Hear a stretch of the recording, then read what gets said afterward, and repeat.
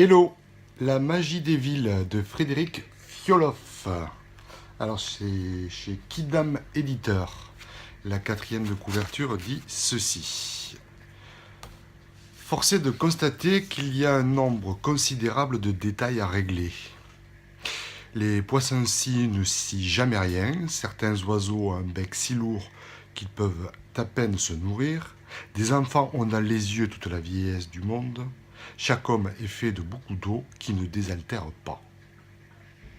Autant lire l'heure sur une horloge foudroyée.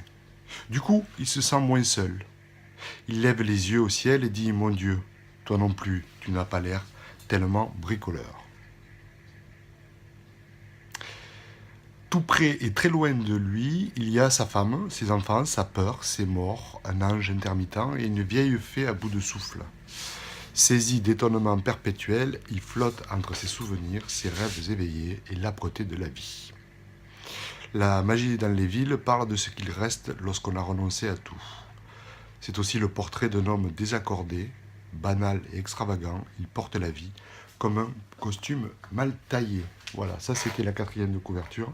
Et donc c'est Frédéric Fioloff qui dirige aussi la publication de la revue littéraire La Moitié du Fourbi, qui doit en être à son troisième ou quatrième numéro.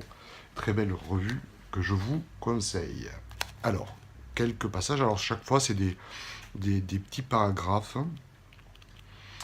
où on suit donc les méandres de cet homme. Les petits malentendus, il aime bien. Il trouve qu'ils font comme une musique. Il aime bien quand les gens sont juste à deux doigts de se comprendre. Ça laisse passer du vent dans leurs yeux. Au restaurant, il ne se plaint pas quand on lui apporte un plat qu'il n'a pas commandé. Et il est flatté quand sa boulangère lui dit « Beau temps pour votre âge ». Avec les petits malentendus, on construit parfois des maisons penchées. Il faut courir derrière les objets qui roulent sur le sol en pente et quand ils glissent par la fenêtre, on s'en sépare le cœur léger. On s'entend à demi-mort, où on s'arrange des manières de vivre comme des cachettes d'enfants dans les arbres. Le mieux, c'est de se parler bas, parce qu'avec le temps, on devient un peu dur de la feuille. Les murmures sont souvent propices aux petits malentendus. Le petit malentendu, c'est le miel des murmures. Voilà un autre passage. Il a un jour trouvé ce drôle de coin où il peut se cacher et se regarder vivre. Une petite chambre secrète, invisible, d'où il s'efforce d'observer ce qui lui arrive. C'est une zone de repli, fragile mais bien pratique. Elle tient dans moins qu'une poche, et de là il peut considérer tout ce qui le concerne comme une sorte d'expérience extérieure. Les grands malheurs, comme les petits désagréments, n'arrivent qu'aux autres. La chute du vélo, le chagrin d'amour, le deuil, ça n'arrive qu'aux autres. À cet autre qui vit en dehors de sa petite chambre secrète. Il la promène partout avec lui comme un animal de compagnie, dans la rue, à l'hôpital, au bureau ou même sous la douche. Les mauvais souvenirs peuvent surgir n'importe où. Il lui arrive aussi de se regarder être heureux comme sur une bande passante. Le bonheur aussi, ça n'arrive qu'aux autres. Mais cette expérience a ses limites parce qu'il a une fâcheuse tendance à l'empathie. Le malheur et le bonheur des autres, ça l'intéresse. Et c'est ainsi que souvent il se rattrape en chemin, surpris de se rendre les égards qu'il se doit.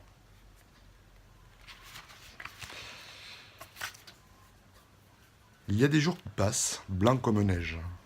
Des jours où rien ne se pose. L'œil n'a rien vu, l'oreille rien entendu. Les mots lus ont glissé sur une page comme un filet d'eau pressé de rejoindre la rivière. Chaque visage a été tous les visages, chaque parole moins qu'une brise dans la brise. Des jours ni tristes ni beaux en somme. Des courants d'air muets dans nos tuyaux d'orgue. Des jours dont on finit par douter qu'ils ont vraiment existé. Petite vie s'accorde, se racle la gorge.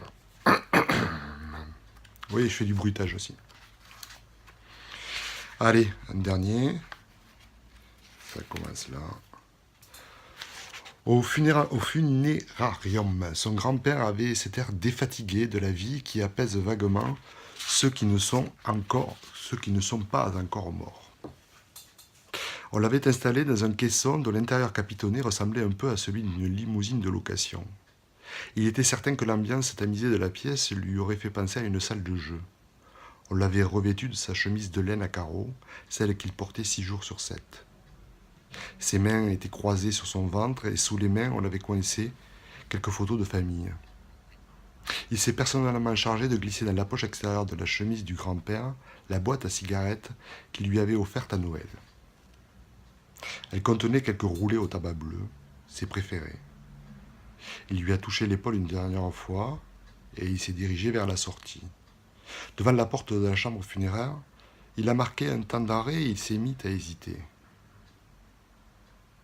On pourrait même dire à douter. Puis il l'a fait.